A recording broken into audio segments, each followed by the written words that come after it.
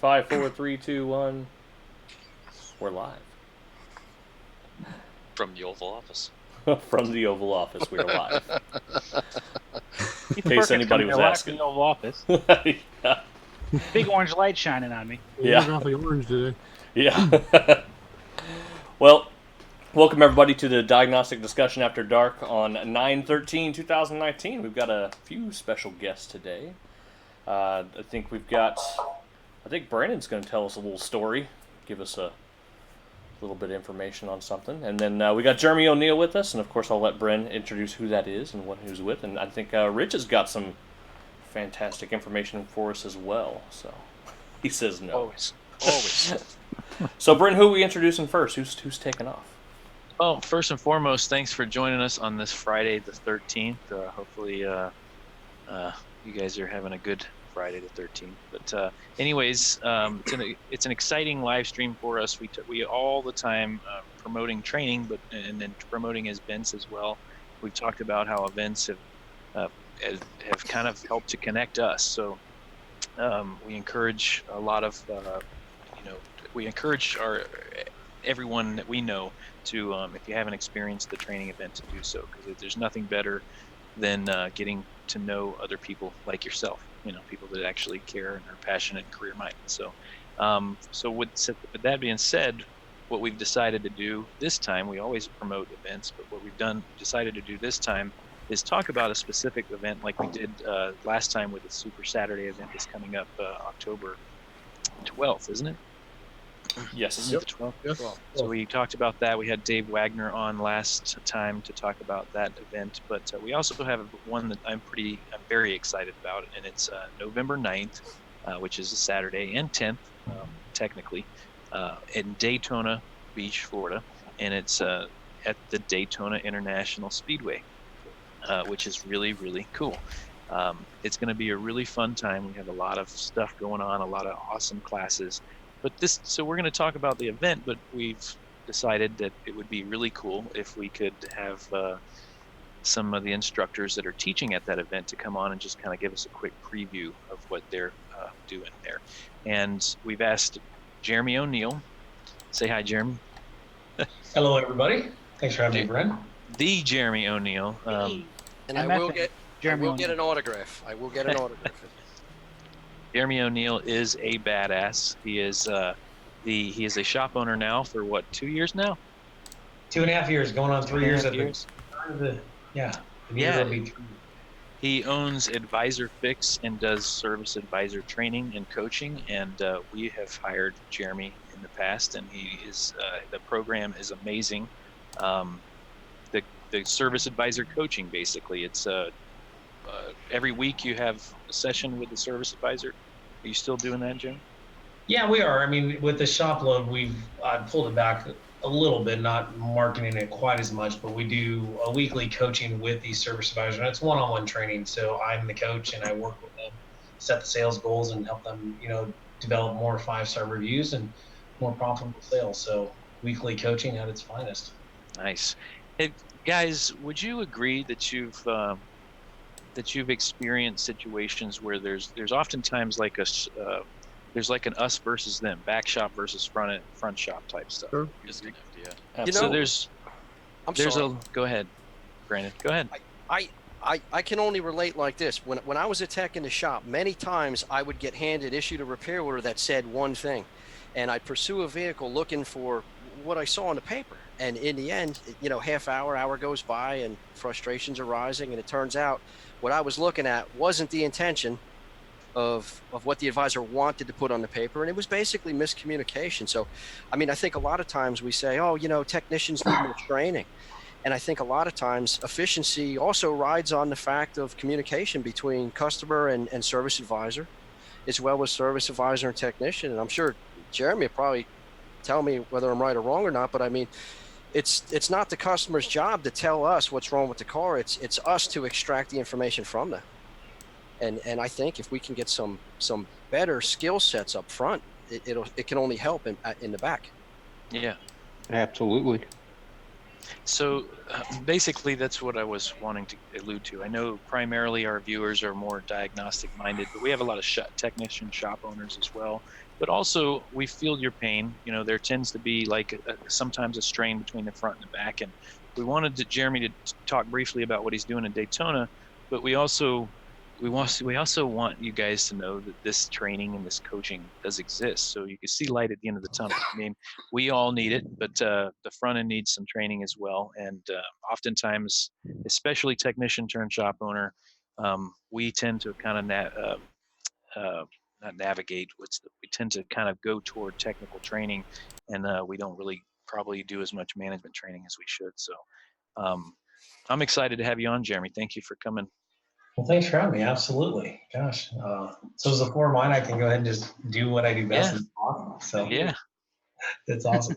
Well, you know, it's interesting because how things evolved and why I got back into the business is I wanted to try the material out. And I felt that a lot of the service advisor training that's on the market had been really dated. And, you know, they were still talking about yellow page ads and stuff like that. And, you know, we can't give you a price over the phone. And so I'm probably one of the more controversial trainers out there because I speak real. I know what the advisors go through every single day.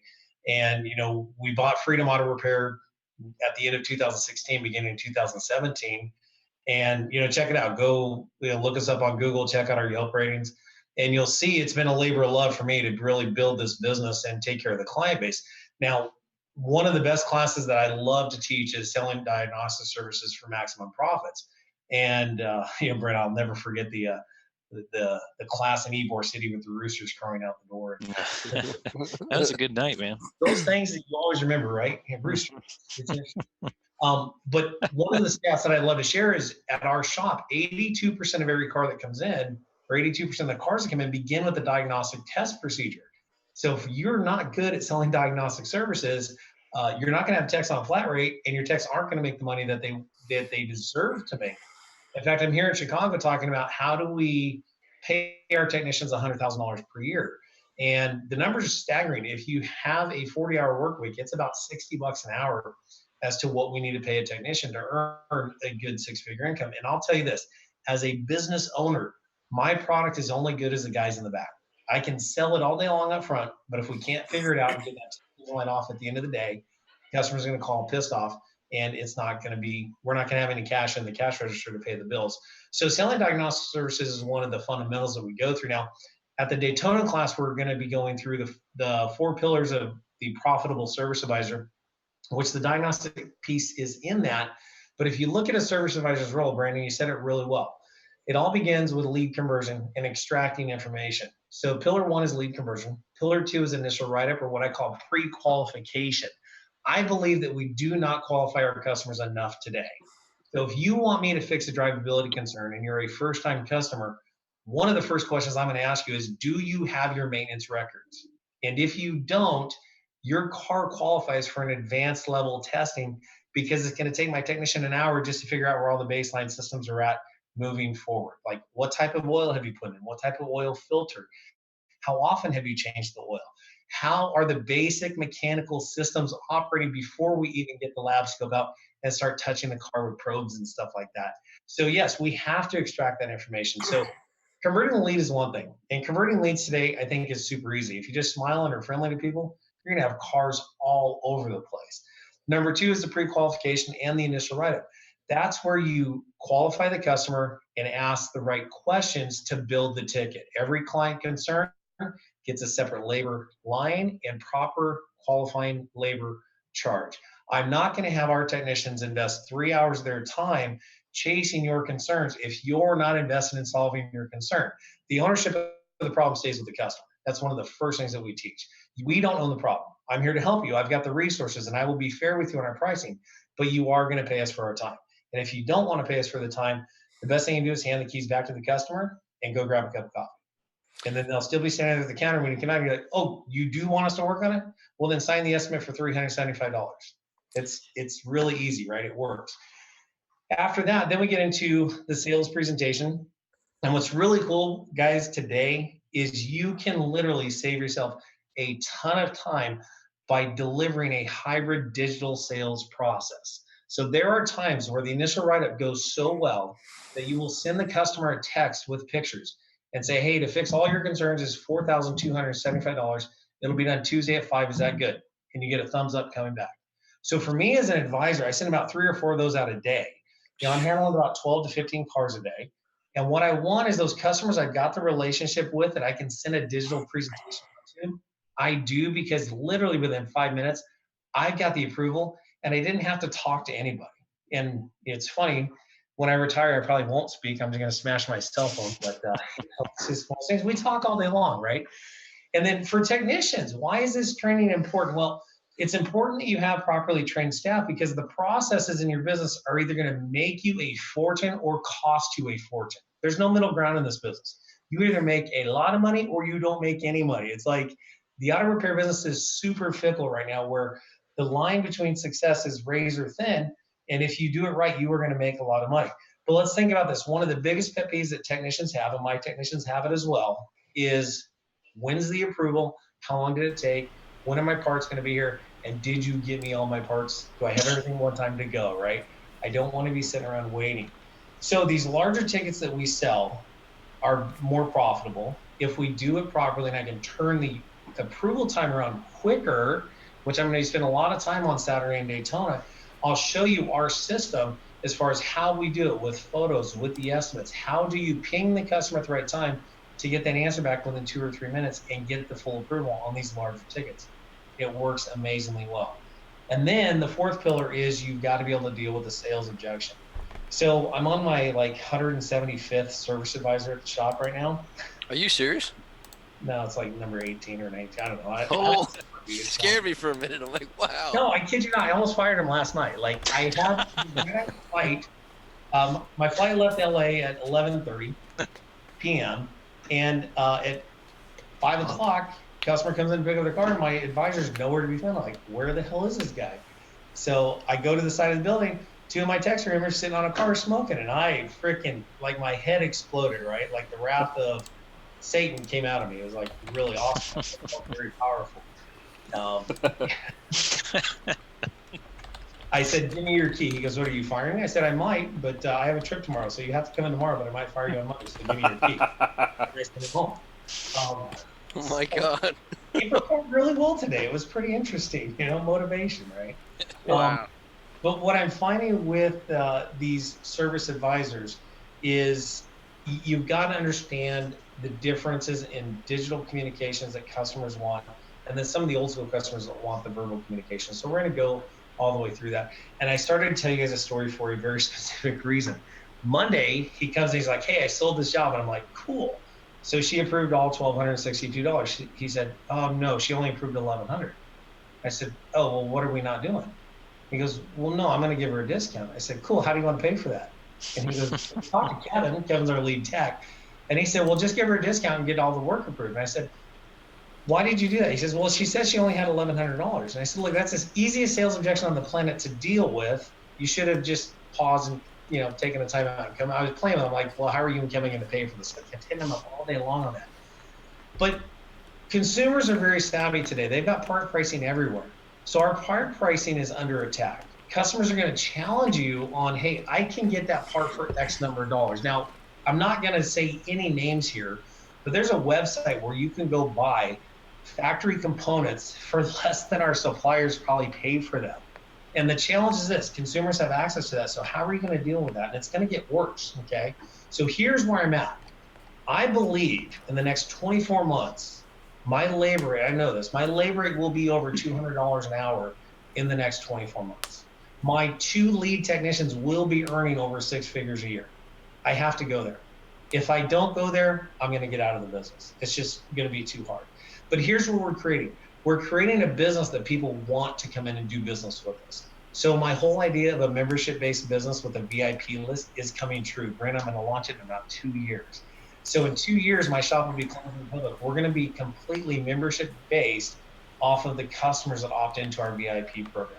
I'll have about 3,000 customers to start it, and then we're going to just steamroll it from there. So got some really exciting stuff. Join me in Daytona. It's absolutely amazing. This class, the workbook hasn't even been written yet because I put the freshest stuff into the workbook that we can as far as case studies and the most recent stuff that I learned every single, the knuckle busters, when you lose skin and you bleed, or a customer slap ship side they had, those are the stories that would bring to class for you guys. So that's what you have in store for Daytona. Plus, it's probably just, when else are you going to get to go to Daytona and like have a class, right? Like, Right. you guys get down there, make it happen.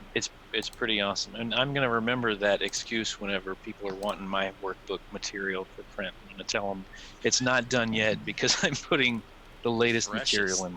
Freshest material. I learned that in 2009, Brent. It's been working great. Very, very much appreciated. For everybody watching, Jeremy O'Neill is going to be teaching tomorrow at the ASA Illinois Summit tomorrow. If you're in the Illinois area, they probably will accept you if you want to go down there and check it out. You know where it's at, Jeremy? I sure you do. It's across the street. Give me a second. I'll pull it up here. Absolutely. So basically, he's got to prepare for tomorrow. So he's going to probably dip out here whenever he's ready. So again, thank you very much for coming on. Hey, DeFazio. Oh, absolutely. Yeah, it's in Schaumburg. Hey, if you guys are local and you want to go, hit me up on my cell phone. Can I give my cell phone on there? Yeah, if you want. That's fine. I'm writing it down Sorry. too. Sorry. 951. So area code 951-532-0487. So it's 951-532-0487. Shoot me a text or hit me up. Give me a call. Don't leave me a voicemail. I won't return it. But text me. I'm just being honest with you guys. It's how it is. Now you've done it. I know. Now you've done it. It's gonna blow up all night. Absolutely. Somebody call him right now, please. Already sent them 4 pictures. For you technicians out there, Jeremy, check out advisorfix.com. Jeremy, you're doing at least once a month. You're probably doing a video, a short, brief video, like a quick tip type thing. Very valuable, very high quality. I like the videos personally a lot. I asked my service advisor to keep up on them. So check out Jeremy. Encourage your team. Send them the link. Check it out. Give it to your boss, your manager, your service writer. Yes. Yep. Brandon, I want to say thanks to all of you guys. I mean, every single person that is involved in your organization has helped me in ways they don't even know. And one of the things that, is going back into the business, I've had to become a technician again. It's been super fun. Like, I love working on cars. Like, It's been super fun. Come on now. That was a kidding, right? He hasn't worked on enough cars yet. Yeah, a good portion of us have gotten out of it because it is not super fun. Well, no, but see, when you own the shop, it's really cool because you're like, oh my God, that car sucks. I'm not touching that one. Yeah. That's a fun one. I'm going to go work on this one, right?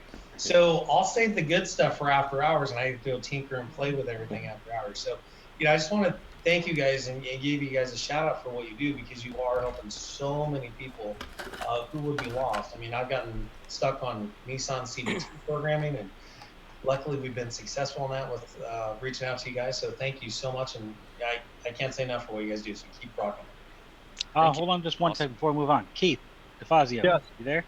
I saw you and Joe going back and forth in the chat on YouTube. You want to relay some of that? Just because I missed a lot of it. There was a question in there, I think. Or not a question. No, he actually said there was no question at one point there, but the comment was, let me scroll back here. He was concerned. He says he can't get the $100 an hour in the area that he's in. He said he has no question, but it's the area that he's in and the people that he deals with. There is no fix for that other than moving and starting over.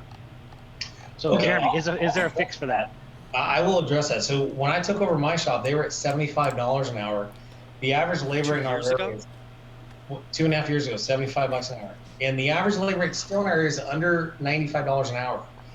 Dealerships have just now gone to $130. So I raised my labor rate 73% in the first 2 years.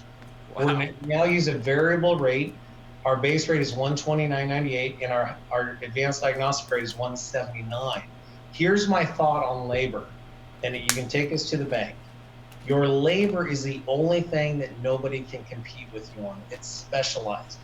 Your technicians, your tooling, your expertise, the knowledge that you've acquired is a very specialized product. There's nobody on this planet that can duplicate it, but they can go duplicate the parts all day long. So my thought, I'll share my books with anybody that wants to see them. Our parts margins are fair, but they're not 20 group high. So I'm just going to throw that out there. I'll probably get yelled at tomorrow with that. Because this is, a water pump is a water pump is a water pump is a water pump. And if you tell the customer, well, we buy premium stuff, and they go, well, I got a price on an AC ductile one. Well, then what the hell do you do? If you're supplying an AC ductile one, right? And you're going to charge them 3 times what they can buy it for. So what's worked for me is push that labor rate as high as you can. And you're right, you have this ceiling right now that's more mental than anything. I honestly don't care what my other shops charge. I know what I need to charge to deliver a fair profit for my time, talents, and expertise. And I encourage you to do the same thing. I have not one time had a customer challenge our labor, but every single week I get questioned about a part price. Every single. Now, question. I don't want you to give your whole class away because I know you want people to go. What are they getting for that labor? What do we deliver? Well, our motto is we fix it right the first time.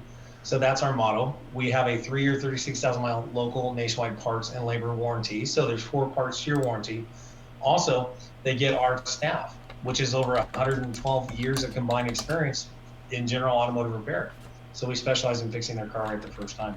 And you can bring that up just like that instead of going when someone Yes. challenges. That's the key that's the key with service advisors.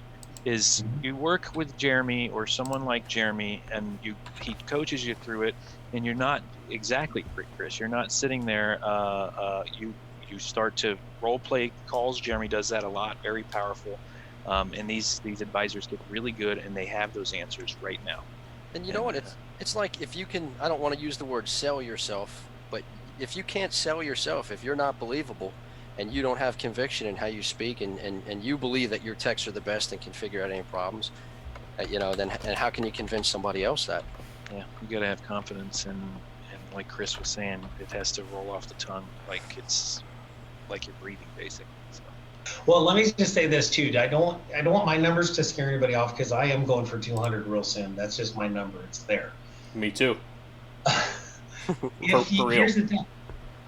Even if you get an extra $2.50 an hour, and then what I'm finding it right now is the books are just whacked out of their minds, right? The labor guides are just sometimes stupid off. So you got to start tracking your technician's A time. And I'm trying to get 1.5, 150% of what the actual time of the job is at that $200 rate. And then at that point in time, if I can do that, I can sell my parts at cost and still make more money than most 20 group shops out there. Because I'm going to drive my profits through labor, not the commodities, okay? So if you're struggling in your area, if you're in a very tough area, number one, get all of your time and get all of your diagnostic testing time. That's first step. Get 100% of the time billed and collect for it. Number two, go to a variable rate where you have your standard rate and raise that just a little bit. I started raising stuff quarterly. Even, make a 75-cent change every now and then, and it helps. It helps your mindset. And then on those really tough jobs, and keep in mind, with diagnostic services, we're not generating parts revenue. So our GP per hour is a lot lower when we're touching a car testing it. So go to a higher rate, typically 25 to 50% more on your diagnostic rate rather than just your standard rate. Very good. Very cool stuff. You actually just answered his other question without you even knowing it. His other question there was actually just about that, charging for the diag. He said you have a customer that comes in for a diag. Other shops have not been able to fix it. He diagnoses it, and then he gives an estimate on the repair, and the customer says that they'll call back. And he gets left with just the diag. So I think that's a perfect answer, is to actually start raising the charge then for the diagnosis, so that way you're always at least covered for a little bit of extra time. Yeah. Absolutely. Brandon, we talk about Pandora's box, right? You have these cars. You have a car from another shop that has been unsuccessfully attempted to be repaired. That is Pandora's box. We start those out at an advanced level test, anywhere from $375 to $750. There's a guy down in Tampa that does, I think he's doing $1,750 now on some of these cars, and it doesn't get waived. It's what the charge is, and that's what we're going to charge you. And it's okay if no, Mr. Tow Truck Driver, don't drop that card on yet. I don't know if I'm going to accept this car. Hold on one second. This is the charge for us to test and figure this out. It's $1,750. Do you want us to proceed, yes or no? Well, I'm stuck. I've had it to 4 shops. Okay, great. We'll get it figured out. So now going to those jobs with a really good diagnostic charge, your life changes immediately. It's awesome. Sounds like people need to take that class. Yeah, the 4 pillars is what he's doing in Daytona. Very good. He's got some selling diagnostic stuff in there for those of you that didn't catch that earlier. But that selling diagnostic class was amazing. I took it 2 years ago. We had a really awesome time in Tampa there. Very cool stuff, though. I'd honestly have to say, if I had a service advisor like you or trained by you, I'd probably still be in the business. Because it's the horrible service advisors that made me rage quit my job. I remember that story well. But the thing is I mean, we know that the level of expertise in the technician side needs to be brought up, but the same has to be brought up in the front. I mean, the level of expertise and professionalism has to be brought up everywhere. So, really appreciate what you do, Jeremy, and thank you so much again for coming on. Thanks, Jeremy. All right, guys. Thanks. I'm gonna get ready for tomorrow. It was awesome being here. You guys have a great night. You too. Take care, brother. Thanks. Good class tomorrow. Thanks. You got it. All right. Okay, now let's talk about him. He didn't say he was not going to watch. He just Listen. said, I'll tell a quick story here. A lot of the just be honest. Yes, I will just be honest. A lot of management training and coaches that are out there, they do amazing things. But he talked about kind of a modern approach, and I think that Jeremy brings that. I went back in Vision. John Bridgewater invited me and Jeremy and his crew out to dinner, and I just overheard Jeremy talking to one of John's staff members, and he was just kind of role playing a service advisor scenario, and I just thought exactly that. Like this guy is definitely paying attention to what consumers want now. Like he's not stuck thinking the same thoughts 10 years ago. He's thinking about the way people want to do business now. So I actually hired Jeremy not long after that to work with our service advisors, and it was a really good experience for me. So, but next, Brandon Steckler is doing his pressure transducer class. The infamous Brandon Steckler is doing the infamous. That means more than famous. Yeah. If you watch Three Amigos. They're more than famous. More than famous. He is more than famous. He's world renowned now. Yeah. So he's doing his. Jeremy, you were just sent to the UK to teach this class, right? Yeah. A month or 2 ago, and it was probably really freaking awesome. I would have to say every single one of us hated you for a week at least when you were over there. That's not a week. Yeah. You make it worse. But you know, we all know that you put 10, 12 years into this stuff. So, and you're awesome at it, and your class is amazing, and it's well received everywhere. And you're going to be teaching that at Daytona. And we brought Brandon on just to kind of share a little bit of what he's going to be doing here in Daytona on November 9th. And before I forget, the Daytona events, if you go to floridafoundations.com, don't Google it or you'll look at some kind of concrete company in Florida. floridafoundations.com. We also, if you go to our trainedbytechs.com and go to the event page, the link will be in there as well. But go there to register for this amazing event. But we're going to let Brandon talk about the class he's teaching at Daytona next November.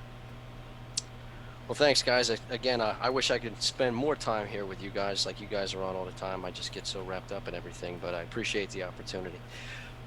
This class we're talking about, pressure waveform. Oh, I should stop you there. You know, you guys are not used to seeing Brandon, but he is a Trained by Techs member. In good standing.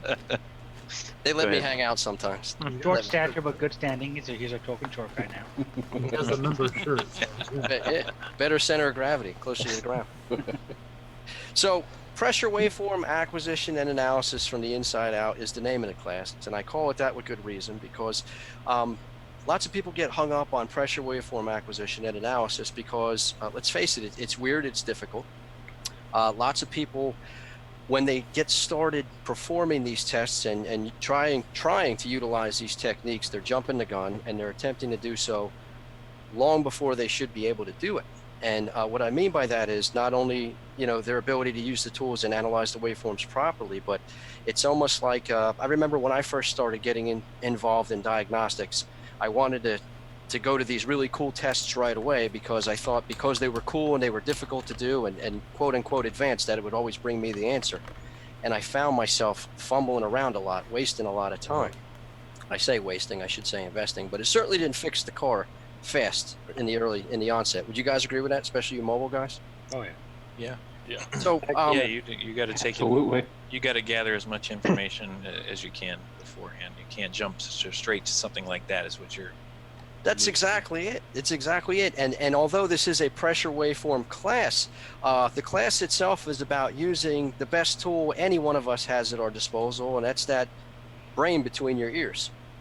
So it's never pushing logic to the side to direct yourself towards these advanced tests, but it's involving a process, and that process is process of elimination.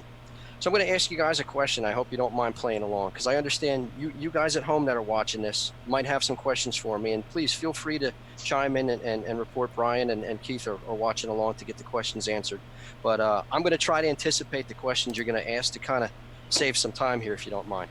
But asking you guys a question, I know every one of you guys here is involved in diagnostics heavily, and we're usually the ones relied upon in the shop we're at. So when it comes to testing, what kind of tests do you guys want to have mastered, down pat? The tests that apply to just that vehicle in your bay, or the tests that apply to almost every single car out there? Every single car. For sure. Yeah. Right. And I was taught long ago that from an angle of if everything that happens on a car, 85% of the things that occur happen due to stuff like physics, that meaning we can't change it. No matter if you got a BMW on the hood, or a Honda, or a Ford, or a Mercedes-Benz, certain things you simply can't change. That's the 85%. And the 15% is how that manufacturer does it. So for instance, how do we fire an ignition coil? The physics can't change, right? With a step-up transformer, but Mercedes-Benz might use a 3-wire coil, where Toyota might use a 4-wire coil, or an older GM might use a... Mercedes did try to reinvent the coil on that one. Yeah, that's a bad example. This tends to occur. Sorry, go on. That's okay. No, so the idea of the class is to, I don't want anybody to say, how do I do this on a BMW, or how do I do this on a Mercedes-Benz? The idea is to master a technique that applies to everything. When I say everything, I'm talking about a 4-cylinder internal combustion engine. And this is a technique that allows us to analyze not only an engine's ability to produce pressure, when I say compression, but also how the engine breathes. So I'm going to ask you guys a quick question before we get started. I just want to give you guys at home a sample of what you're going to be seeing in class.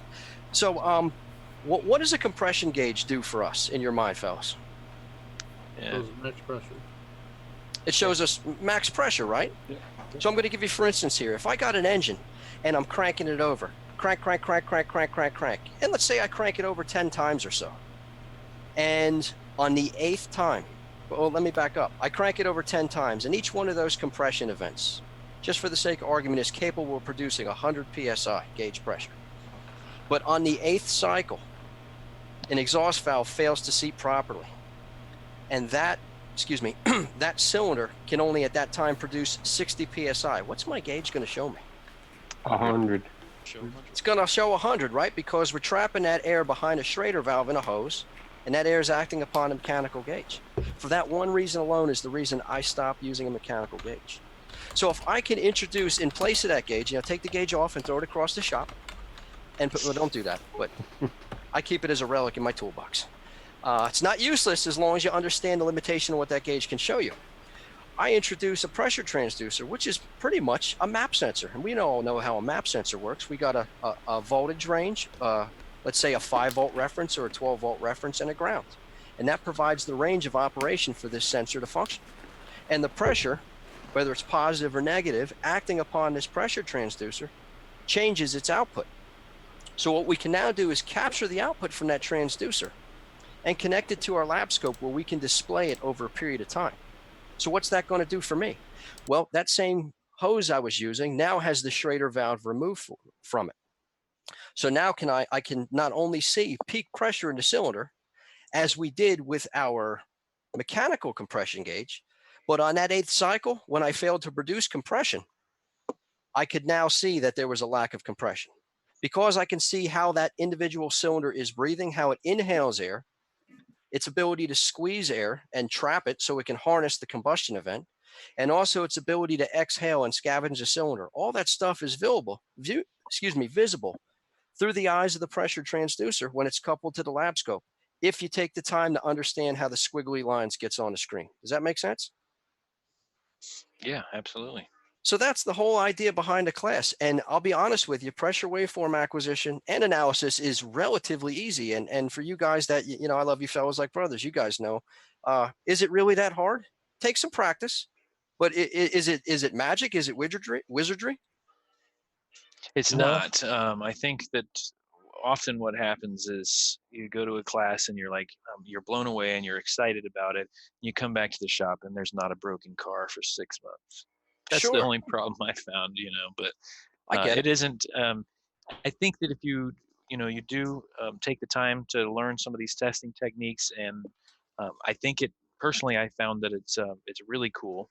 It's very cool, and it isn't very difficult. Like there's especially some of the more common failures you get to pick out pretty quickly. Well, I want to speak on that. He talks. You should be practicing on known good cars. Don't wait for a broken car. Go ahead and try out new techniques you might find in training on a known good and see what you should be seeing. It makes finding the broken cars so much easier when you know exactly how it should appear. Yeah, you're absolutely right. And what Mike said is one of the first things I speak upon in the class is that these techniques take practice. So you guys, and those you guys obviously here with me, I know you guys know what you're doing, but the guys that are at home that are maybe struggling or even confident what they do, but want to try to improve their efficiency. We all need to be accurate to keep our jobs, but we all want to be efficient so we can all be profitable. I'm not asking you to stop doing what you're currently doing. I'm asking you to do what you keep doing because you're good at it. But I'm asking you to introduce a new test on top of what you already do to see if it corroborates what you already know is broken with the car. And that's the best way. I call that learning with the training wheels on. So pressure waveform acquisition analysis is nothing more than understanding how this syringe works. And a syringe is nothing more than an empty container here. Now, relative to the pressure inside this room around me, and I'm at sea level, how much pressure is in this syringe, fellas? 29 point something inches of mercury. So 14 point whatever PSI. Right. So relative to the room, is there any difference? No, but it's full of what right now? Air. So if I take this syringe and I cover it like this, and if I could squeeze this, and I'm making the area inside the syringe smaller. If no air can get in and no air can get out, and the area gets smaller, what has to happen to pressure because there's physics involved? Increase. The pressure has to go up. And if I could make it all the way to the top, just pretend, because I already broke this thing from trying so hard. But if I could make it all the way to the top, and then I come back down to the exact point where I started, even though my thumb never left the syringe, how much pressure is going to be in that when I extend the plunger back to where I started? The same as when you started. The same. So if I repeat that process, but this time, listen, I don't know if you could hear it, I'll hold near my microphone. You guys hear the air come out? So instead of maybe the first time I produced 100 PSI, and then I came back down to atmospheric pressure. Maybe this time, because some leaked out, I only produced 60, okay? As I start to retract this, we go from 60 to 50 to 40 to 30 to 20 to 10. Don't I get to atmospheric pressure before I get fully extended? Yes. Now, what's going to happen if I keep pulling this plunger down with my thumb over the top? It's going to pull a what? Going to go negative. Yeah. It's going to go negative. I refer to that as vacuum, although that's not technically accurate, but bear with me. I'm a mechanic, for crying out loud. But that is how pressure waveform acquisition and analysis works. If you could wrap your head around what I just told you, the squiggly lines are going to fall into place for you when you view them on a scope screen. So this class that I do, I guarantee you 99.9%, maybe I'll even say 100% of the classes all of us attend over the course of a year are designed to make us faster and show you, I don't want to say a shortcut, but show you a faster, better way of doing things. Do you guys agree with that? Absolutely. Believe it or not, my class is about slowing down and actually taking the long route. Why? To gain an understanding from a point you already know, Take what you already know and build upon that. And if you don't mind, I'd like to demonstrate that for you guys through, I'm going to do one case study from my class with all you guys. And anybody at home that has questions, please feel free to reach out. But I'm going to do my best to grill these guys on the screen here for you to ask the questions that I anticipate you asking. Is that fair? You guys Sounds fair. Absolutely. Sure. Now, bear with me. I'm not a computer guy. I've only done this Zoom meeting stuff a couple of times. So I'm going to try and share my screen. Can you guys let me know it's popping up okay? Well, that's your porn. Did Okay. you close the browser? Does this There you work? go. Yes. We're on. Yeah. Okay. So what I'm going to do is, hold on, I got to arrange you guys here because now you're blocking me.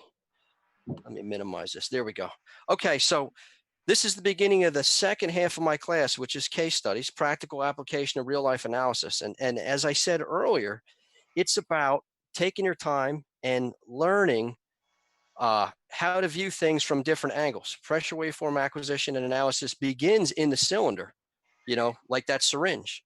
But as intake valves open and close, and exhaust valve opens and closes, or piston rings begin to leak, or even heads or head gaskets are compromised, the pressure or vacuum build within the cylinders can go to other places. So we're going to take views of pressure changes in the tailpipe, in the cylinder, in the crankcase, and sometimes even in the cooling system, as well as the intake manifold. So I'm going to start with one that's relatively easy, and most of us, I won't say all of us, most of us have experienced this same fault at one time or another. So I'm going to tell you right up front what's wrong with this car, because I don't want you guys focused on trying to figure out what's wrong. I want you to know what's wrong and try and look at what I'm going to show you on my screen so we can make sense of it. Is that okay? Okay. Yeah. Let's do it. Okay, so this is the 03 Buick Century with a 3.1 liter engine. Now the vehicle came in exhibiting a misfire, and it's not running very well. Now I climbed in this car, and remember when I said pressure waveform acquisition analysis is not all about just how you test. It's about using that tool between your ears, your brain. That's the best tool you own. So I don't rule out any preliminary information. You guys know the sound an engine makes when you crank the key over and you got one of those cylinders that's just a dead hole. It's got a massive compression leak. Yeah. Sounds like Yeah, that sounds great. Is that right? Yeah, spin up some records. You're gonna be my DJ. But that's what had happened. So right away, I always try to channel my diagnostics. I'm not trying to fix the car right away. I'm trying to find out what area of the car is not functioning properly. What I mean is with drivability, when a car runs poorly, we've either got an engine mechanical fault, we've got a fueling fault, or we've got ignition occurring at the wrong time. Would you guys agree with that statement? Yeah. Okay, so I'm not trying to fix the car right away. I just want to find what area that is. And the easiest one to rule out for me, and I think you guys will agree, is engine mechanical, because we can listen with our ears and sometimes put the engine in a mode of operation like a clear FUD mode. We can see if one of the cylinders is not contributing. So that's one of the first things I do. And I could hear that clearly when I crank this engine over. So I already know I have an engine mechanical fault. Now, I still have to do a relative compression check. Why is that? I don't want to waste time pulling spark plugs, even though I'm going to, because I'm interested in understanding pressure waveform analysis. I'm not going to waste time doing that yet, because I like to do the more generalized test first. The generalized test is something I define as a test that gives me a lot of information for a relatively short amount of time or energy invested. That makes sense, doesn't it? We're all trying to be profitable and efficient. So I'm going to perform a relative compression check first, not because I want to see if I have a dead hole. I know I do. I can hear it. But what am I trying to find out? Prove which cylinder. Exactly. I want to prove which cylinder is my dead hole, so I'm not taking 6 spark plugs out of this Buick. I'm only pulling 1 if I had to. So what I did was, I know some of you guys are not well versed with a lab scope, and that's okay. But I will warn you, this class kind of requires you to have an understanding of how a lab scope functions, and basic understanding of how an engine inhales air, compresses it, and then exhales air. You kind of need that for this class to make sense. Otherwise, I think it's going to be, I don't want to say a bit over your head. I don't know of a better way to word that, but I think they'll just be staring out the window at that yeah, badass speedway So Yeah, I think it'll be a good rough, trip so either way. please, if you're not at least have an understanding of how a lap score works, this might be tough for you to sit through. So here, all I did was I introduced an amp probe, a very simple amp clamp around a battery cable, which took 15 seconds to hook up. And I grabbed an ignition waveform, one single ignition waveform, and in this case, I chose channel 6. And the reason, channel 6, cylinder number 6. I did that because if you think of a GM 3.1 liter engine, cylinders 2, 4, and 6 are right in the front. Very easy to grab. So I went to that one first, but it doesn't matter because I know the firing order of the engine. And if I know the firing order and I know what cylinder ignition event I chose, I can figure out which cylinder is missing. Now, the reason why I chose an ignition event is because ignition tends to fire when in the engine cycle? Right before top dead center. Yeah. Close to top dead center, close enough that I know which ignition event correlates to which cylinder. Agreed? Yes, sir.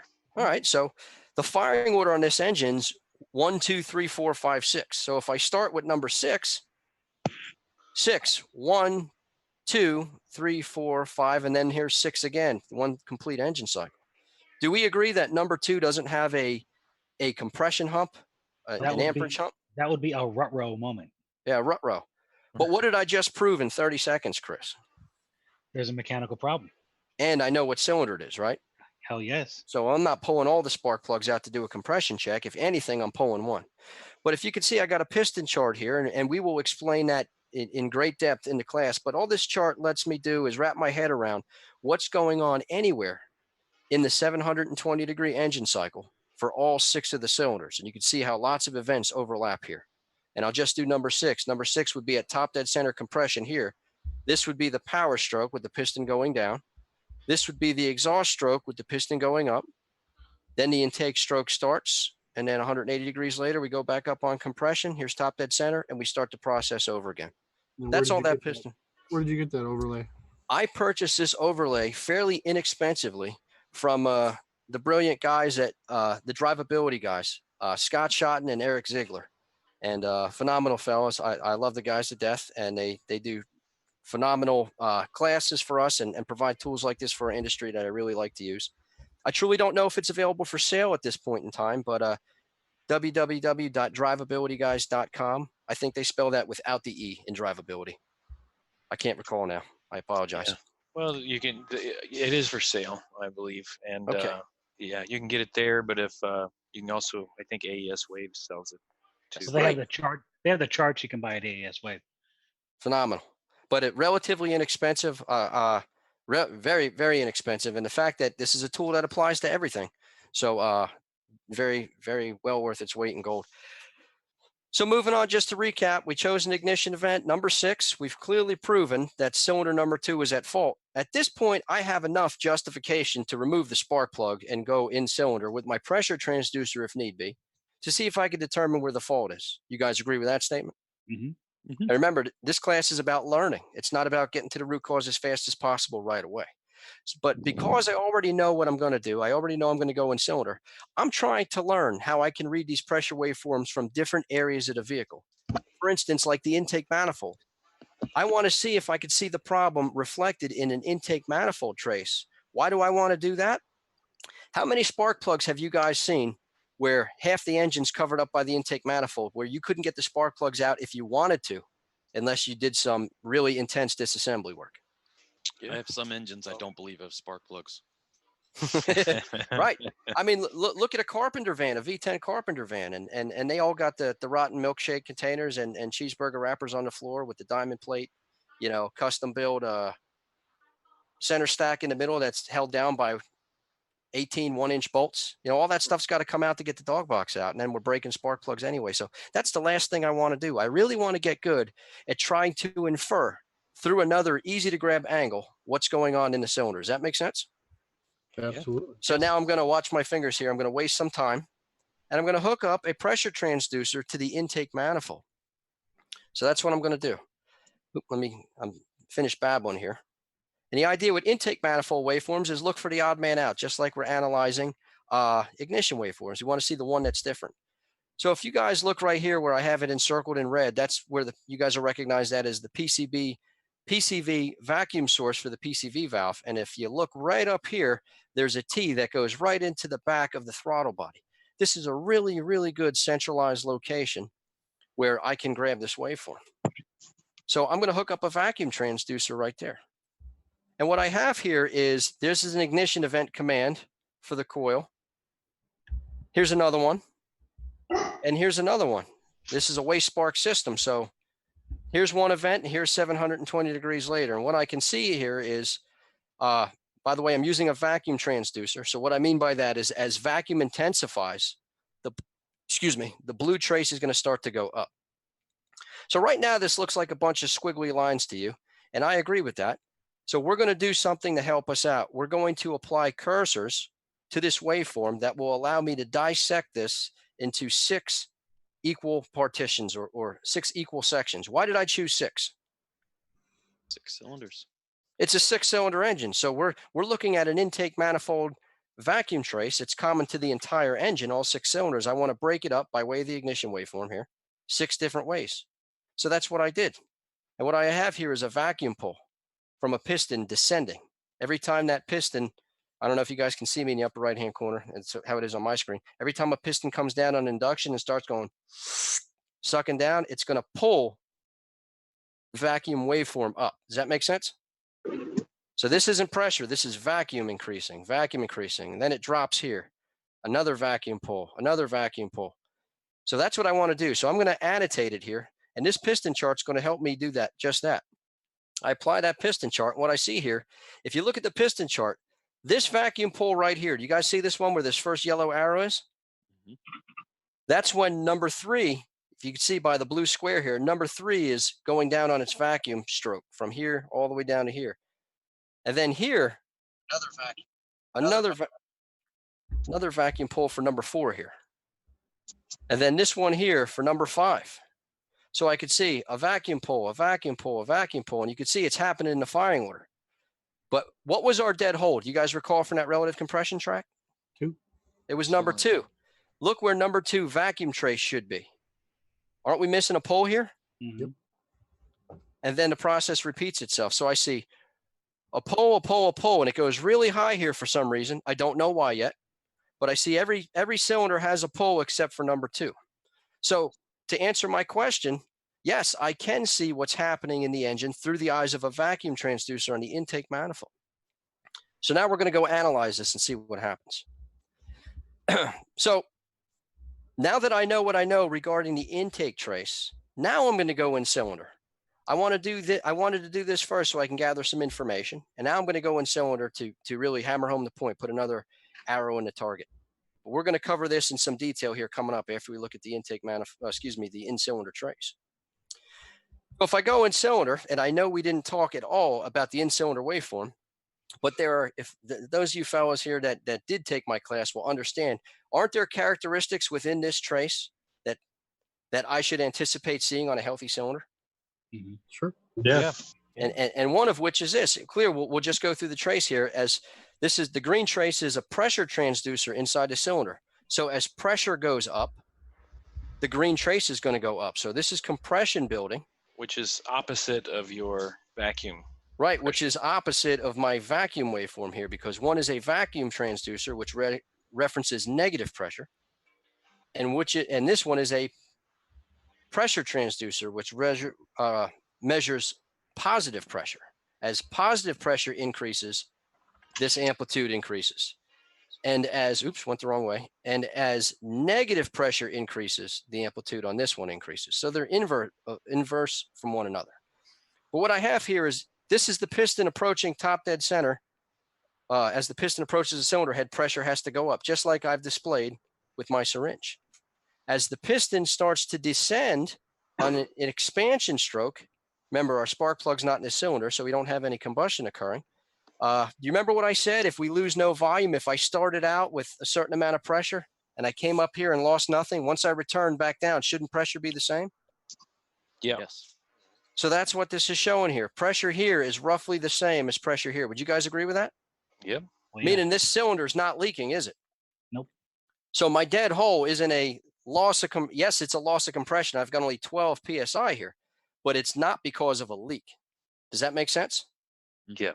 It kind of doesn't make sense. You can't wrap your head around it yet, maybe. That's okay, but let me explain here. It takes a couple of things to make compression.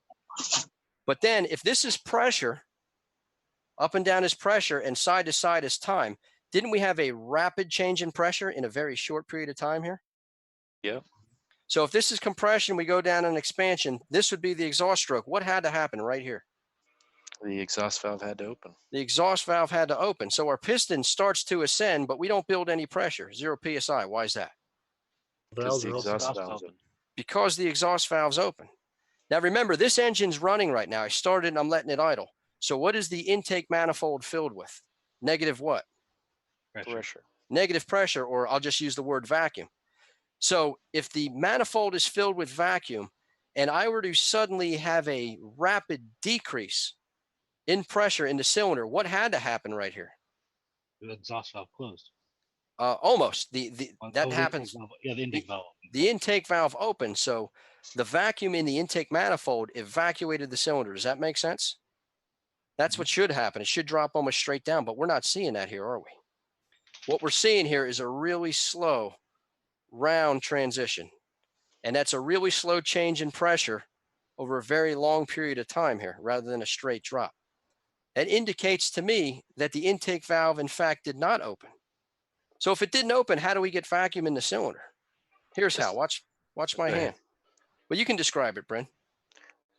No, basically you're starting because the exhaust valve's open and your piston is at the top of the cylinder. Right there. Yep. Now that exhaust valve closes, but your intake valve doesn't close. So now you're starting at atmosphere with both valves closed and you're pulling down. Yep. On Watch my hands as Bryn talks. So I start with both valves closed, and then what happens?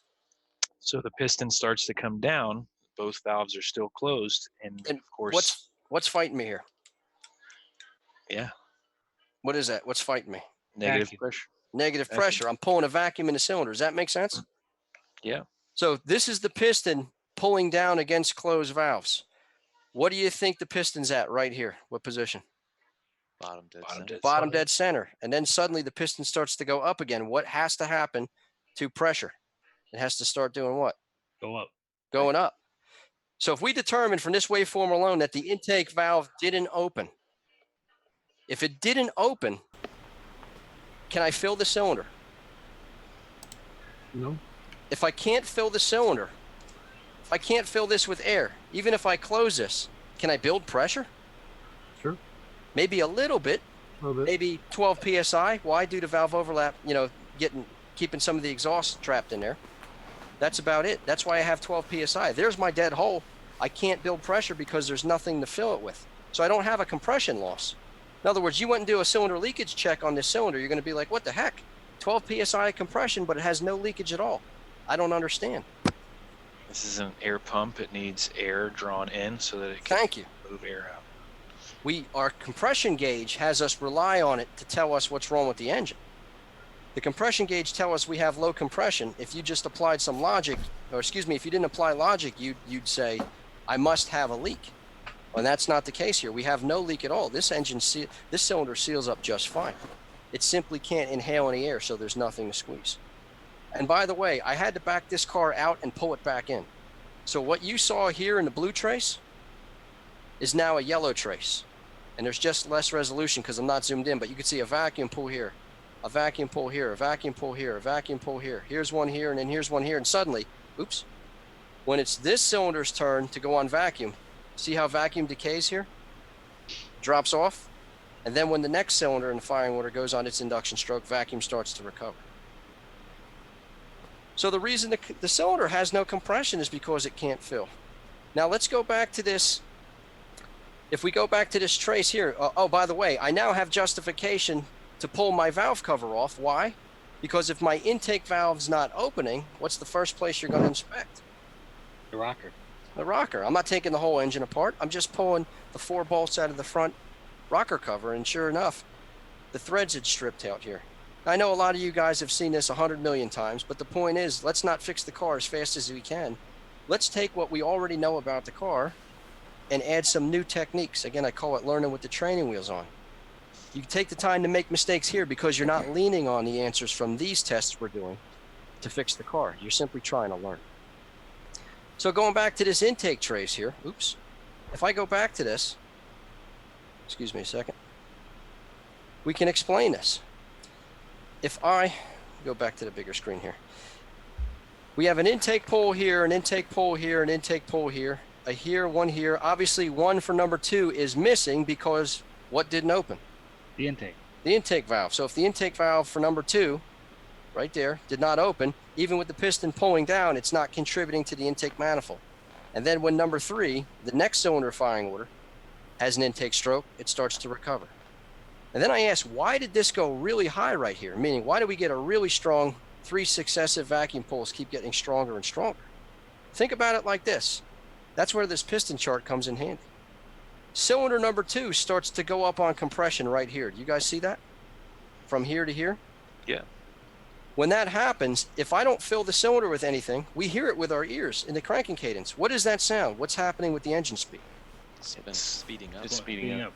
It's speeding up. So if the piston, if I do this and I'm starting to create a vacuum here, what happens to vacuum if I go like that real fast? Doesn't vacuum intensify? Mm-hmm.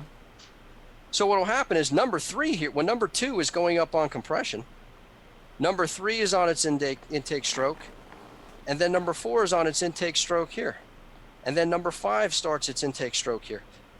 That's why, because the piston's speeding up, the other pistons, because they're all connected to the same crankshaft, are speeding up as well, and they happen to be on their induction strokes here. And why does it drop off here? Because the next cylinder in the firing order from number 2 is number 3. That cylinder has integrity. So that starter, it's like hitting a brick wall. Does that make sense? It slows the crankshaft way down. Yeah. And if the crank slows way down, the vacuum that was produced in the intake manifold starts to drop off. So do you see how from 2 different angles here, we gain very similar information, a very similar diagnosis? Mm-hmm. So I've taken time or wasted time or invested time doing techniques like this from multiple angles. Even from the tailpipe, I could see stuff like this. Because many times, with today's engine bay configurations, to pull a spark plug out can mean hours and hours and hours and hours just to do a test. So I've learned to analyze, infer what's happening in the cylinder by way of other means, through the intake manifold, through the tailpipe, and through the crankcase. So I know there's a lot of information here, and certainly we did not have enough time to get into all the nitty-gritty details about how the squiggly lines got on the screen, but I wanted to give you guys a taste of what we try to teach this during the course of this 8-hour class. It's awesome. I Bravo. love this stuff, man. Yeah, Thank you. I appreciate it. I have a question. Sure. Let me stop. Go ahead. Related to this class, a couple people, I've been reading the comments on YouTube as they go by. You are doing a 4-hour version of this class that's Super Saturday, correct? That's correct. So Okay. what'll happen is, and we were toying with the idea of maybe going back to the 8-hour version, but there's just so many people, it'd be too late to do that. But here's what's going to happen. I promise you, this 4-hour version is not going to take away from my class. I split this class into 2 mentally. Like I drew the halfway mark to be the point where I start doing case studies. The second half of the class is nothing but case studies. I think I have 15 case studies in here, a full 4 or 5 hours of case studies. Easily. The first half of the class is all the nitty-gritty details, all the learning we have to do. You know, I'll call case studies hands-on, even though they're not. The classroom material is the first half. Mm-hmm. So believe me, we can get, I tell everybody when I start the class, depending on the questions I have and how the people are interpreting what I'm trying to teach them, sometimes I don't finish the class and sometimes I do, but it doesn't matter. If we get through 1 case study, 4, 10, or all 15, it doesn't matter to me. And it's not going to hurt you any. But the Daytona class is an all-day 8-hour class. That's correct. The Daytona All right, just wanted class to make sure. Absolutely. Cool. Originally, the class was written for an 8-hour class. It was, and I was requested for Super Saturday event in October that we do 2 4-hour versions, and I said I can make that work. So I promise you guys that are taking the 4-hour version, you're not going to miss out on anything. And I stand behind what I say in every class. I will have my personal email address, and you guys can find me all over Facebook. I am more than willing to help out anybody with anything. Any questions they have about the class or the tools, I'm always available. Almost. I sleep sometimes. You don't even have to reach out. They just post this stuff on a Facebook group or on diag.net, and somebody tags you, and you see it, and you come in. So yeah, I try. I get really busy sometimes, but I really try to contribute as often as possible. When Brandon says he'll help with anything, he means anything. Brandon, I need help moving a couch. So hey, I'll tell you what. Yeah, I'll be there tomorrow. I got to get up at 4 in the morning and go see you teach, knucklehead. So. Hopefully you don't have to lift the couch too high. What are you teaching? What are you teaching tomorrow, Chris? Tomorrow I'm just doing my Worldpac Audi body class. Body electrical. Yeah, body electrical. At the Suffolk County Community College. Nice, Dave's school. Yeah, Dave's stomping ground. It's gonna be pretty awesome. Got a pretty packed class. Brandon's coming to visit and make fun of me. It'll be great. No, Keith, you said maybe. So no, I'll be there, pal. Okay. Oh, Keith, you going too? I'll be there. Awesome. Save me a seat. I have two really, really smart guys judging me while I'm struggling up there. Hey, I'm coming too. Prep time. I'm coming too. I said 2 grade 9. No, hey, you know what? I'm going to have some real healthy questions for you. Oh, good, please. You guys can come teach it for me. That'd be great. I would love to see what this class looks like. Chris, do you need to okay those questions before you go live? Oh, no. It's okay. I'm not afraid to say I don't know because I don't know anything. Oh no, they'll be pertinent. They'll be the questions. Oh, and for those of you guys that are going to be attending Chris's class, if you're watching, please ask questions because it helps the class move along. Chris has a lot of knowledge on the subject, and the questions you ask, if you're thinking of it, 10 other people are too. So please ask. Yeah. Oh yeah, the way I run a class, I will answer questions, and if you think you're going to get a Bible with being quiet, that's not going to work. I will pull answers out of you. That's how this works. It makes it better. I will stop until I get an answer. We'll sit down. Mike looks like he dropped his phone in the toilet. He does. Now he's getting ready. Mike, courtesy flush. Oh, he's going in without the gloves. He was chopping it up. Oh my God. Is that what you found? What do we sound like underwater? Well, thank you very much, Brandon. That was awesome. I've sat in on. I've never had the chance to see all of it, but I've probably seen bits and pieces 28 times. I was going to say, yeah, you probably know more about it than anyone, but you've never actually seen it. No, I won't be able to see it again this time. We'll be busy trying to help with the event, but it's going to be great. Thank you. Thank you so much for sharing. Absolutely. Listen, fellas, I hope you don't mind. I got an 8-year-old that's been screaming through the floor here upstairs. When are you done? When are you done? So, I got to cut out early, and I don't want to be rude. But absolutely. If anybody wants to, please good. find me on Facebook, and these guys will get me any messages you have. So, you guys all have a great night, okay? And pumpkin spice coffee tomorrow, Brandon? Pumpkin? Oh, you son of a gun! I'm on a diet, black coffee. I'm doing black. Do you want me to bring you coffee? I'll bring you some. No, man. I don't. Maybe. I'll make it special for you. I know. Keith, extra light, extra sweet, right? That's it. I got you, buddy. I'll bring yours. And I'll take a coffee as well. You guys have a great night. Thanks for having me. A lot of fun. See you later, I'll catch all Brandon. you guys in class, okay? Look forward to seeing you. Go to training. Take care, guys. Yeah. Very cool. Well, Richard, You got to make me follow those two. oh come on! You were the anchor man, so you're it. Richard Falco. Richard. It's all on Rich. MFN Falco. Did everybody go to sleep? Is it safe for me to talk now? Richard Falco is Southeast full-time CTI for 7 or 8 years now, right? 5 or 6. Let's go with 6. Yeah. 6. He had some big shoes to fill. The great Steve Evanoff passed away about 6 years ago, and you were thrown to the fire, were you Yes, not? overnight. Yes, yes. But he's done an amazing job. Really enjoy the 2 times that I've sat in on his class. It's always on a Monday night when it's my wife works on Monday night. But I'll say something else too.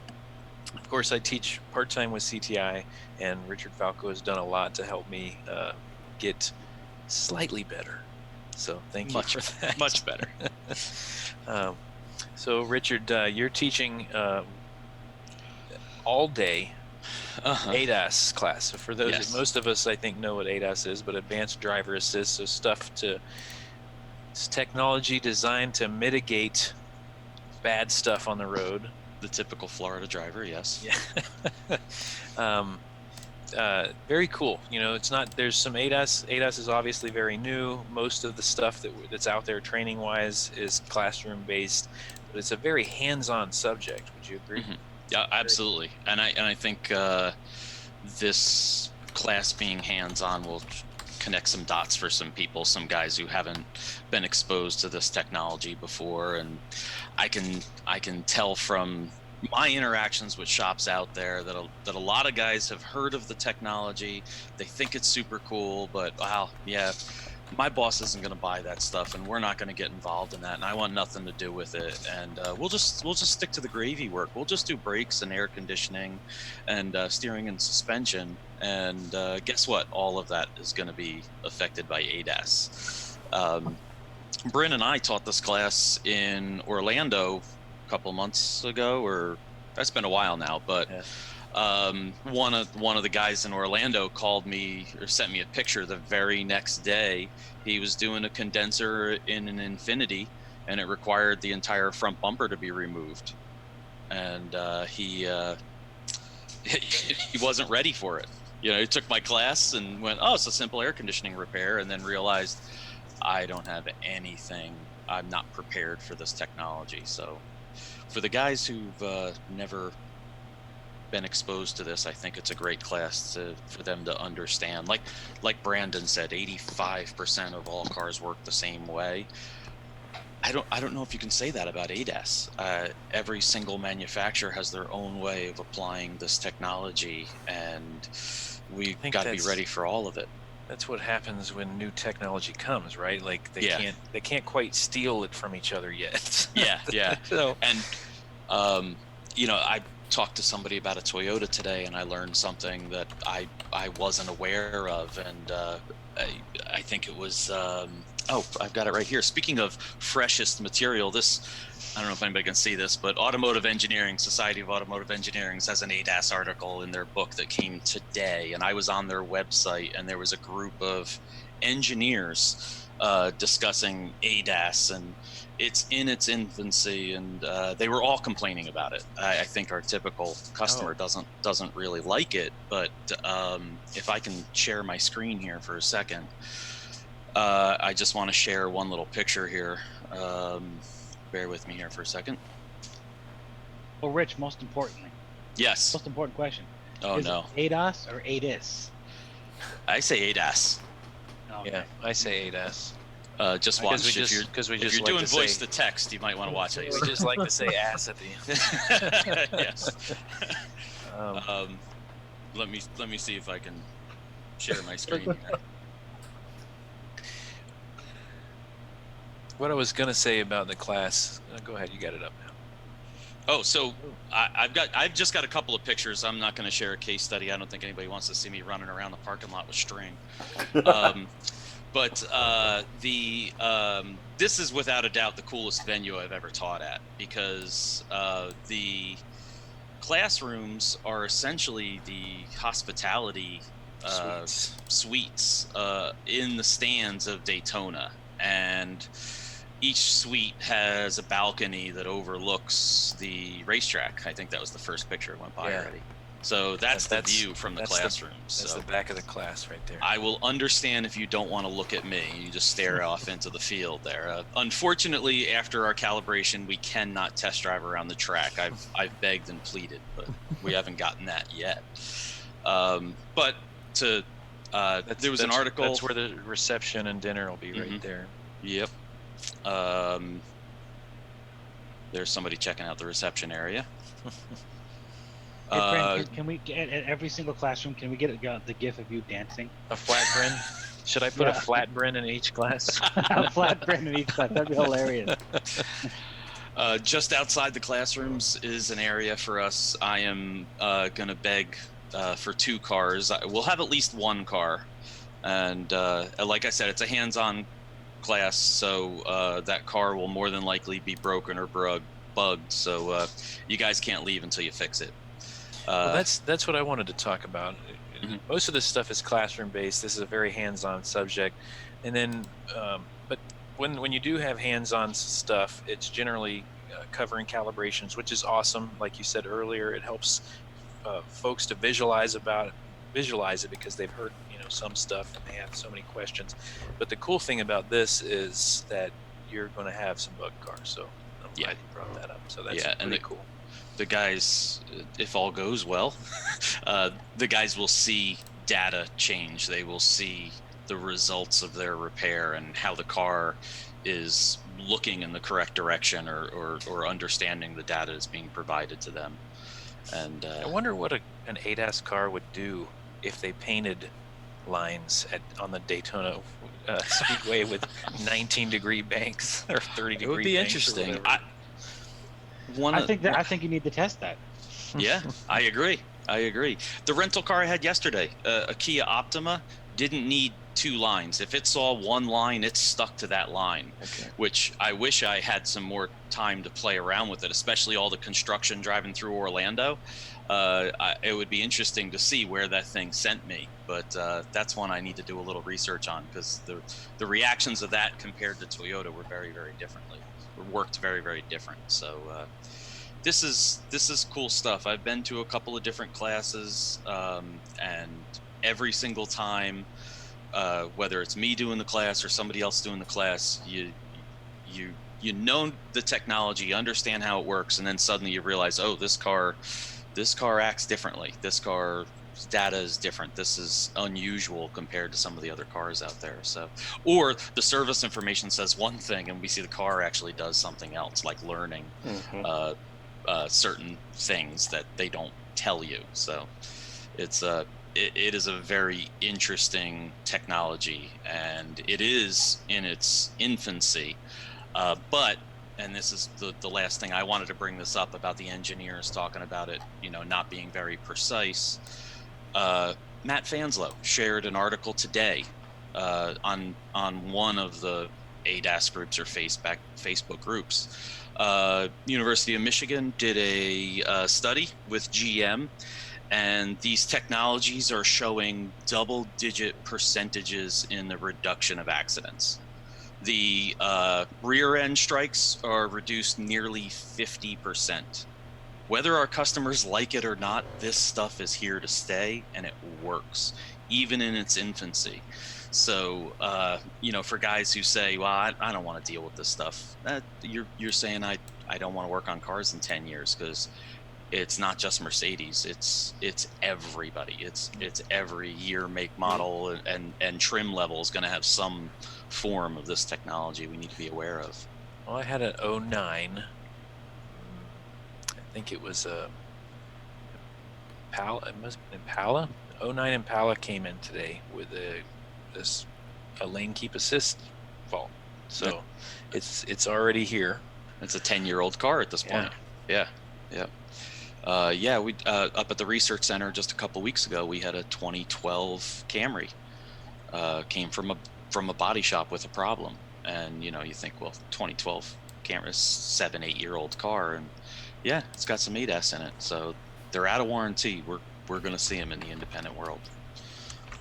Well, this is going to be exciting, but so would you say, we're going to kind of cover some of the technology, some of the differences between some manufacturers in the classroom, and then spend some time talking. We're going to talk about some case studies and some calibrations in the class, and we're going to spend some time with some live cars just outside the door there. Yeah, we will.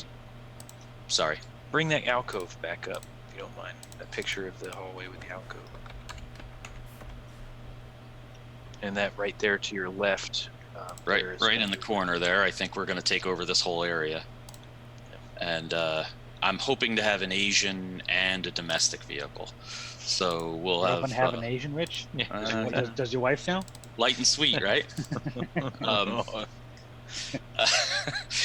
I'm gonna get myself in trouble 3 times in 1 week. Let's. Anyway, yeah, I'll have 2 different model vehicles, and at least one of them will. 2 different models. Jesus Christ. Good night. I'm done. And I shouldn't even add, we'll have a whole group of guys surrounding. A whole group of guys in 2 models. Jesus. Oh my goodness. I mean, that sounds like a Florida party if I've never heard of one. I don't know if I've helped or hurt, but I promise it won't be boring. Guys, Rich Falco is going to be hosting a gangbang. Daytona. Oh, no. I wasn't going to say it out loud. Oh man, goodness gracious, we just broke the threshold, man. Yeah, that's not all we broke. I guess it's after 10. Yeah, it's late and I'm exhausted. This is what we're doing now. This is where I brought it. So yeah, I don't want to follow that up with telling everybody it is definitely a hands-on class, but that's I guess that's where we're going with this class. So all hands on the models. A bunch of guys. Oh jeez. So, do you have the service elevator pictures? No, I didn't upload them. I don't. That's all right. Think I also don't have our selfie. You got that in front of the track. I gotta watch what I say now. Jeez. No, that's all I got. It's been a long day. Yeah. So yeah, it's a cool venue. It's a neat class. It's awesome technology. And if you guys maybe we have some guys in the area who are already doing calibrations, maybe have some experience with it.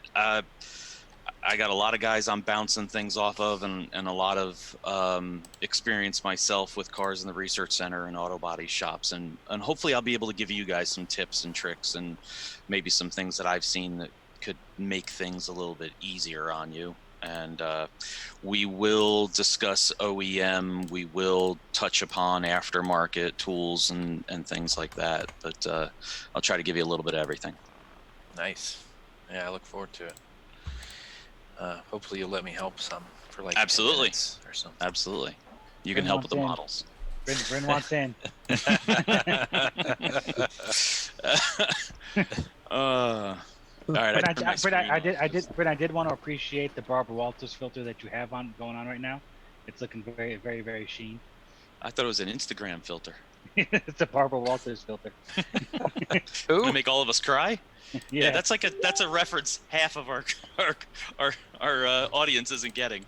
That's how tired I am. And you guys call me the old one. Oh, I gotta get up early tomorrow. Yeah. And I gotta finish up some work. We worked about six in the morning, Keith. You running an all nighter? No, actually, only 3 cars left, so doing okay. Early night. What's this? A half day? Yeah, right. Half day. The smart car did me in, so. And it wasn't that one with that Mercedes that. logo on it. No, it wasn't. There was another one on the island. I'm sorry, they're multiplying. You're right. Yeah. Wonder if I'm looking for that. See if we can. Are you gonna show that picture, Keith? I was thinking if I can find it here. Yeah. Well, that was the most ridiculous thing I've ever seen. The logo was bigger than the car. Yeah. Did you guys see the smart car? Yeah, the smart car. Yeah. Oh, with the pug's face on it. With a giant Mercedes logo on it. On the hood. Didn't it have a pug's face on the seat cover or something? Oh no, that was the other one. Oh, that's the Mini Cooper. Yeah. Let's see here. I think I can do it. Oh. That's all right. There it is. There it is. Oh That is a classy automobile right there. You want to get zoomed in on it? There you go. You know why Mercedes didn't put their own That's emblem the on emblem there, right? off of like a Sprinter. Yeah. You And know he was why? proud of it too, man. He was standing Very right there, proud. proud of that car. Wow. You know why Mercedes didn't You do notice the big, didn't you put do their notice own the big emblem on chain, it? right? Oh There's wow. the big chain. That's Wow. hilarious. Where is it at? Show it again. Oh, you want to see it again? Yeah, hold on. I was looking for pictures. as well. But you know why Mercedes didn't put their emblem on there, right? Because if they're going to buy like a motor and a trans from a tractor with a Mitsubishi engine and put it in a car, they're not going to put their own emblem on it. It's like a forklift engine, I think. The 3-cylinder Mitsubishi engine. Yeah, it's in a there. tiny little 3-cylinder. Yeah. My dealership that I worked at had the choice of taking on Sprinter or Smart Cars, and they chose Smart Cars. Oh boy, that was a bad call. They chose poorly. Here, let me see. Poorly. Let me. I'm glad somebody got it.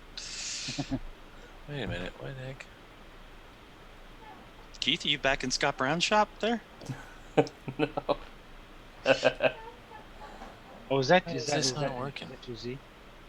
This one is not mine. No. I have a This picture. one of mine. runs. This one runs. The engine doesn't leave? Mine always ran. It just near the end of its life, it made this little ticking noise, and then it turned into a little knocking noise. Anyone that's ever owned a 300ZX has in fact dealt with rod knock at some point in time. All right, so I'm going to share, if I can. Oh. Let's see. You are okay. I'll hop out of there. Let me see where I was gonna show you guys the nice little car that we get to work on. Yeah, This is you got it. nice. Go ahead. See all that wonderful little dog hair, everything else in there. Oh man. There you go. Yummy. Yummy. Yep. There's a couple of edible seeds down there from a sesame bagel, I'm pretty sure. Well, pick those out. Those are good, man. That's like the everything bagel on the floor. All right, so this is Falco and I the other day. You guys see it? Oh yeah. Okay. Let's see, we go this way. Look at that hair. Oh, some hair. Just want to say that looked like a father and son outing. Can only be so lucky. There's outside of that suite, that classroom. Cool. There. Both ways. It's a pretty sweet event or venue. Yeah, it's right around the start-finish line. It's cool. So, are we done? Did I stop sharing? Yep, you stopped Looks like sharing. it. Okay, cool. Mike's naked again. Real quick, again, November 9th, Daytona International Speedway, FloridaFoundations.com, or just look on our website under the events tab for the link to register. Going to be awesome. We have those classes. No, Be nice. I'm just kidding, of course. Napa's doing a 4-hour climate control class. They're doing an 8-hour hands-on diagnostic class. Jim Morton, the great Jim Morton, is doing his general versus pinpoint testing classes, which is very awesome. Go ahead, Rich. You were saying you were going to. I was going to say Napa's class is a hands-on class too, so they will have a car up there, right? Yeah. They have a 8-hour hands-on drivability class of some kind, and the information's on the website, of course. Lots of management stuff. Sarah Frazier, which is Bill Haas's daughter, is going to be doing a Generation Z and a social media and a Generation Z class. Kukui is doing a marketing class. Jeremy O'Neill is doing his service advisor class. ATI is doing I think it's a shop owner type class. I think theirs is all day. Jeremy O'Neill, I can't remember. I think his is all day too. So lots of great classes to choose from. Look forward to seeing you on Sunday, the following day, the 10th. They're included in your price as a formal tour of the Speedway as well. So it'll be a really good time. Here, we'll let everybody make fun of me for using an Apple one more time and put the website up there. Is it showing up there? Yeah. You're using an Apple. FloridaFoundations.com is the website, so you can sign up, see all our sponsors, check out the schedule, and it includes a tour, right? Yeah. Tour on know if we Sunday. The formal tour on Sunday of the Speedway. So it's really is included in your price. It's going to be pretty I awesome. was asking who's teaching the Napa class. Is that Jeff? Let me take a look.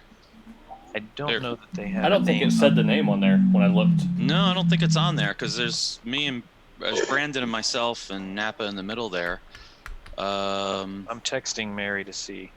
Okay. She's actually on the YouTube. Yeah. Yeah, so. she was on the YouTube chat. Yeah. She might. Jasper doing a diesel class and Kukui. I mean, I don't know who is there a Napa? There's got to be a Napa guy down there. I wonder if they're just going to use the local guy. It might be. There's a couple of them, so I'm not sure. Yeah. If not, Instructor. it'll probably be Vince Instructor is Manship or Jeff Bly. Oh, I forgot to mention Aaron Stokes. Yeah. Aaron Stokes is a really, really good speaker. He's doing a management class as well. Usually when he teaches, like Mary Vision, says they're waiting for the instructor from Napa. Just so you know. Okay. Yeah. When Aaron teaches, like at Vision, he was in one of those large rooms, and it was standing room only in the back. He's got very popular because he's a very good speaker. We're excited to have him on board as well. Got What's a pretty the, sweet beard. What's the price of the event? You guys asking? So it's $249 for non-ASA members and $199 for ASA members. That includes all day, everything in the event, and then the tour the following day. We do have something we've decided to offer, Hurricane Dorian relief. So it's kind of on the honor system, but if you're a coastal shop, it was affected by Hurricane Dorian that just passed through a week and a half or 2 weeks ago or whatever it was. We're offering, I can't remember, but it's like $20 or $30 off or something like that. So, and that's off of the $249. We can't discount the ASA number price. But hotels are filling up fast. So we have, I think we have discount codes for 2 different hotels, and they're filling up pretty quick. So definitely encourage you, if you're interested in coming, to register soon, as opposed to late.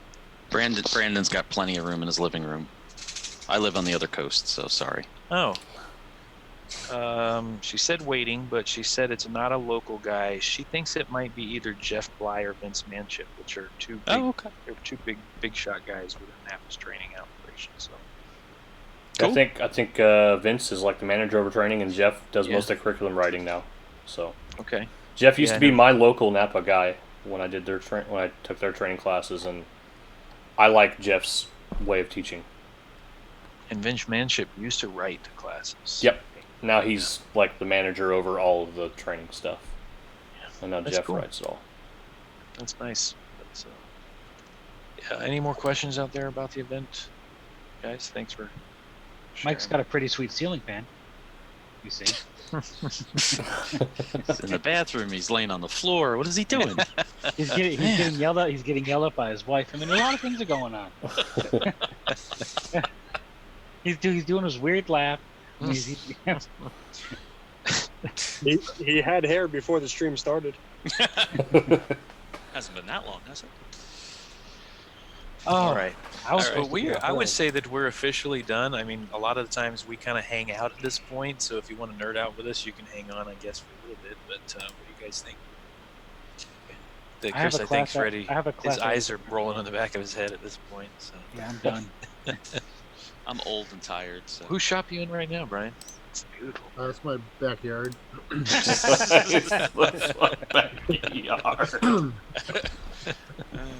I live like this. This is what I do. That's my daily driver. Winning. All right. Well, awesome time. Thank you guys so much for hanging out with us. I thought it was pretty fun. It was really cool hearing Jeremy talk about what he's doing. I can say I really like Jeremy. I think he's really fun to be around. He's a really great presenter. Glad that he could come on. It was awesome hearing from Brandon Steckler. Of course, Richard. Always good. I think the ADOS class could be exciting. I'm excited about it. So. Should be fun. Lots of models. Lots of models. Lots of Asians. That's what he said.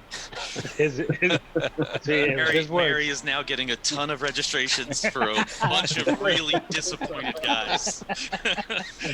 Lots of Asians. A lot of guys on November 9th going, what's with all these cars? This is YouTube, so there's no telling who like sees this and then that's what I'm registers for no reason. Yeah. Hands-on Asian models, I'm down. I am down. We should have left like 20 minutes ago, guys. I got more. I can keep on going. Yeah. No, let's end on that low note. let's end on the brown note, is what you're saying? Whoa. Where are we going now? Goodness gracious, man.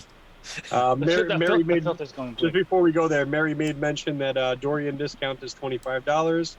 And also, heavy metal rock star Colton James will be singing also. Heavy metal rock star? Listen, I just want to think positive, okay? With a heavy metal with a southern twang and much slower in acoustic. Oh, sounds like Brian. No, Colton James is, I believe, a country. I don't know. I'm not really country western, but a country western singer-songwriter.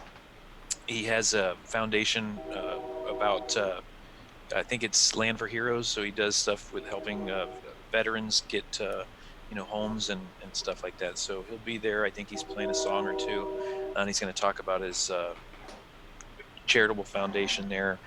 So it'll be good. It'll be a good time. There'll be several really high quality, good vendors out there. Going to have a great dinner, kind of same time, simultaneously mingling with some of the vendors and getting to know their products and their services. So it'll be a good time.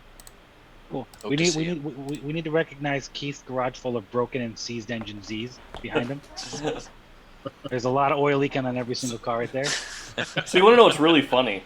Is in my actual garage behind me are quite a few broken Z parts. There's enough to probably assemble 3 or 4 engines. Yeah. Broken. I love them cars with a passion. Got a lot of nerve, the Euro guy saying that. Yeah. Keith Perkins. How much? What's the labor time to replace a engine oil dipstick on a twin turbo 300Z? That should be pretty simple. It just pulls right out. But it doesn't need another one. Yeah. To put it back in. Yeah. It's around $11. $11. I do have one that I was cleaning. I don't think I can get to it easily.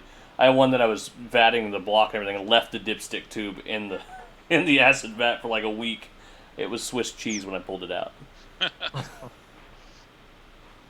Very cool. I think it's time to go. Yeah. Thank you guys. Yeah. Thank you for hanging out with us. Thanks everybody for being here. So, good night. Good night. Bye. Good night. Bye. Good See you night. in Daytona.